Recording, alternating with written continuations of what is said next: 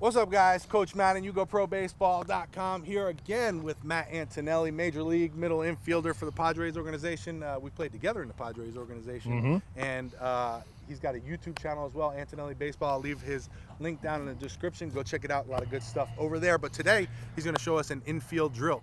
Sure. What do you got? So we're going to talk about a hands routine that we do. We do this every single day. This is the first thing that we do. And the way I tell guys, whether it's playing catch, right? A lot of players, when they play catch, they just think it's oh, let's just go get loose, right?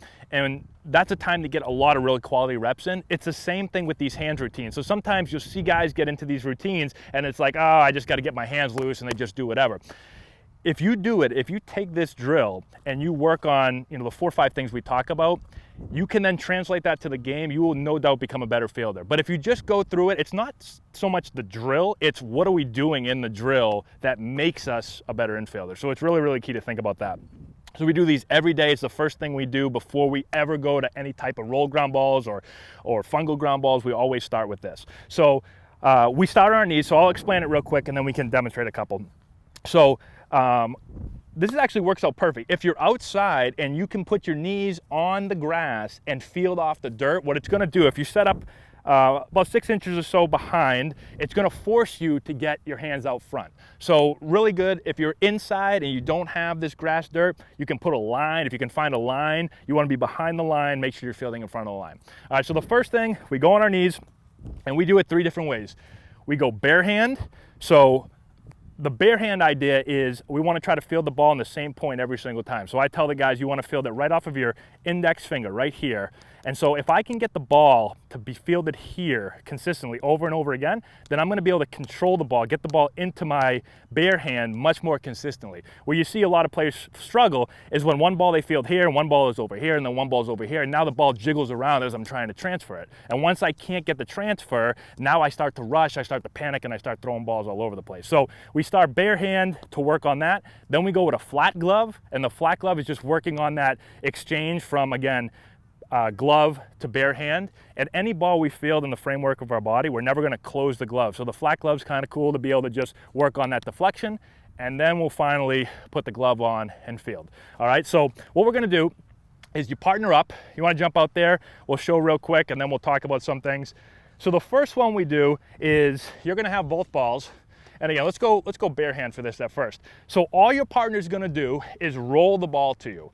And you're gonna be set up just like this. The couple things we talk about is having our chest over so we can get our hands out front. I wanna be able to see the ball and my hands at the same time at all times, okay? I wanna have my hands out front, not so much extended that I feel like I get stiff here. I wanna be extended with a slight bend in my arm, so now I can have nice, soft, quick hands, okay? So all your partner's gonna do, move in just a little bit, right there.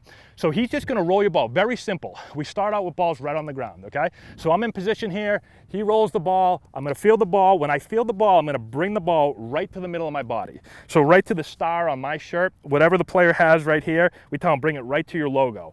As I'm bringing the ball here, my elbows are gonna start to turn out a little bit so that I can get the ball into a good position to break. All right, so I bring the ball here, and then all I'm gonna do is dart throw it back to him, and he's gonna roll the next ball. So we just boom, back, and just over and over again. So all I'm working on right here is good glove positioning, good posture, chest over here, hands out front. I can see the ball and the glove or my hand at the same time. Again, I'm working on getting it off my index finger. I'm working on having soft hands and bringing it to the same point every single time. And then I'm just giving it back. So we can get in 100 reps of these in literally a minute, maybe a little bit more. All right, so we start with that, then we go flat glove, then we go rail glove. And as you get better at it, you can get the tempo going to where it's literally, balls are going real fast, but I'm always making sure I'm making the mechanical parts of the drill always remain the same. Don't just get out here and just start doing this because now I'm not working on anything. So we start with that, we go bare hand, flat glove, regular glove. Once we do that, usually we'll have the player stand up, and now once we get up, we can work on the same type of things, but now we've got the whole body incorporated. So we're gonna start again, rolling regular ground balls. And now what I'm thinking about doing is I'm gonna spread my feet a little bit wider. I'm gonna have my chest over. I'm gonna have my hands out. My glove positioning now, let's just say we have the glove on. I'm gonna have my hand just off center. So instead of being here 6 and 12, I just off center it a little bit. That frees my hands up to be nice and quick. If I'm too much like this and I go to receive the ball here, I get stiff, my elbows kind of hit me in the stomach, and I can't be really quick getting the ball to the middle so I can transfer it out. All right, so we do the same exact thing, but now what we do is we get our feet in position to throw. So if you go ahead and roll me one right here, I'm gonna be down here, so I field the ball, I'm gonna bring the ball to the middle of my body, and now once I do that, I'm just gonna replace my feet. So I'm gonna take my right foot to my left foot, and my left foot to my target, and I'm gonna break my hands thumb down. And then once I do that, I just flip it back, I get back down again, I get in position, I bring the ball here, go. So I just went a little bit quicker. So that's all I'm doing, is I'm just working now. I worked on all the fundamentals here.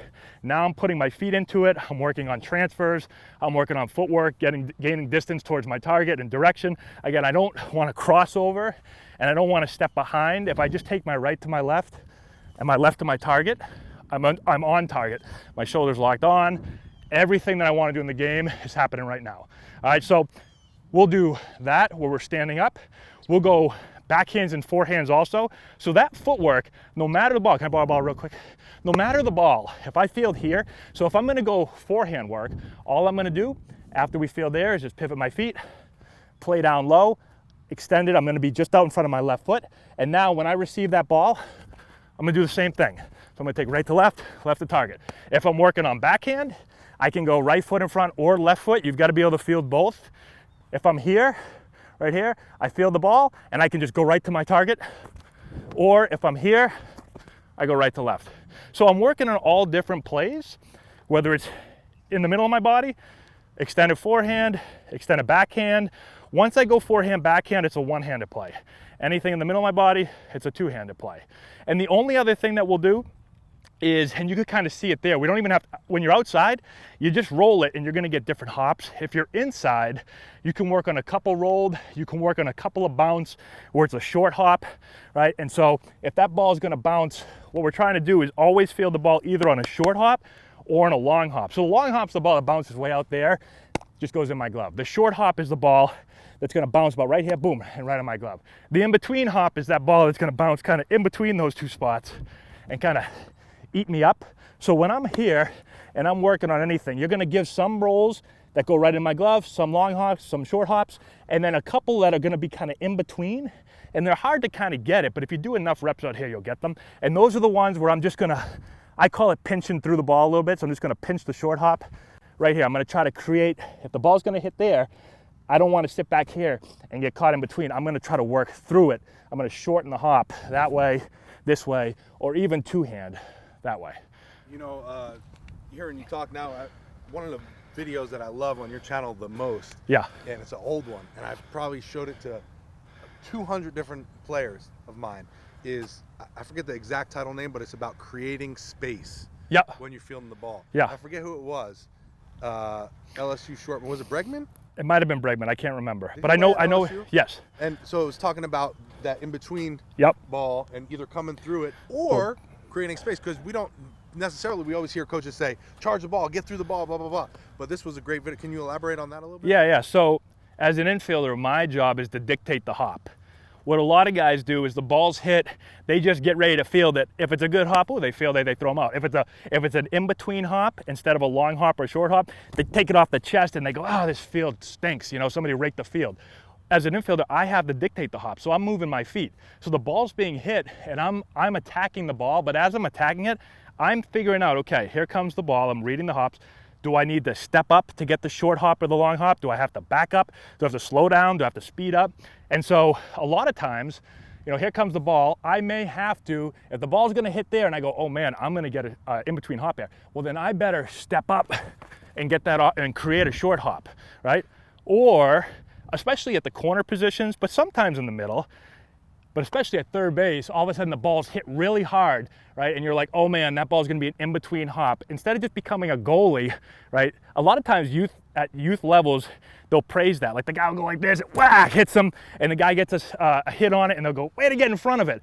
Well, all you had to do was you see the ball being hit, if you just drop step and create space, and now turn that in-between hop to a long hop, boom, I got it, and now I throw them out. Instead of being a goalie and say, great job, we just say, hey, use your feet, try to create the hop. Now, you can't always do it, and it's a tough play, but if you get enough reads, when I'm hitting fungos, I'm not just trying to hit nice, easy ground balls. I'm trying to hit some top spin. I'm trying to hit as much as I can, create different hops so that they've got to read it. Back up, come forward, create the hop. So, Antonelli, when he was explaining coming through the ball, he was giving you a thought process that he was going through, and it doesn't really, you're not really thinking about it in a game that way. You're not really like, should I come through it and should I step back? It's more instinctual at that point, right? Yeah. Is there any way you could practice that? Yeah, though? so it's all done in practice. That's why I was saying earlier, you've got to practice every single ball you can get. A lot of times practice is kind of unrealistic. It's like, okay, we're going to hit 10 balls at you. We field the ball. 10 balls to our left, 10 balls to our right.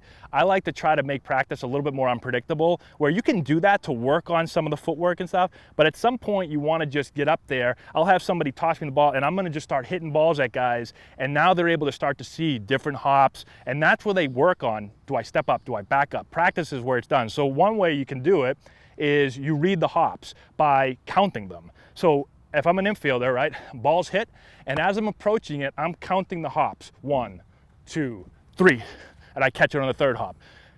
When I do that, I start to get in tune with the ball bouncing. A lot of players, especially young players, probably don't even realize that they're supposed to be they see the ball, but they're not really in tune with the hops. They're not really trying to pick out different hops. So when you start telling guys, okay, count the hops, and they go 1, 2, oh, I see the hops now. Now I'm starting to get in tune with it.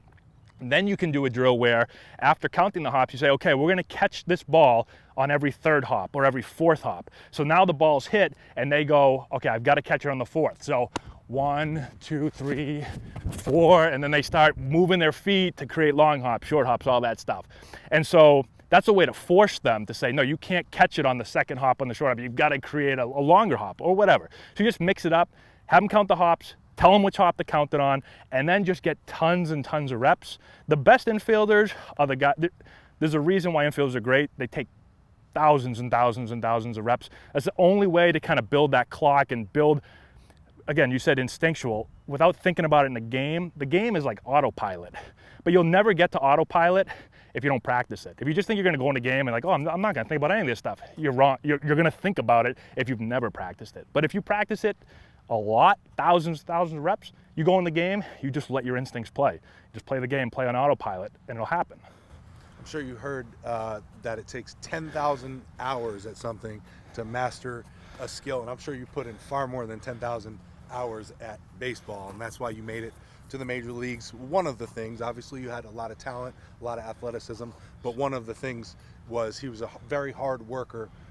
Even when we played together in the minor leagues, taking those ground balls, you got to put in the work if you want to see some results. So sure. Those were some great tips. Thank you, sir. Don't forget to check out Matt's YouTube channel. He's got a ton more videos over there with some great stuff, hitting stuff, fielding stuff, all kinds of stuff. And I'll leave his link down below. Make sure to go check that out. Check out some of the other videos we made, and also subscribe to both channels. Thanks, guys. Talk to you soon.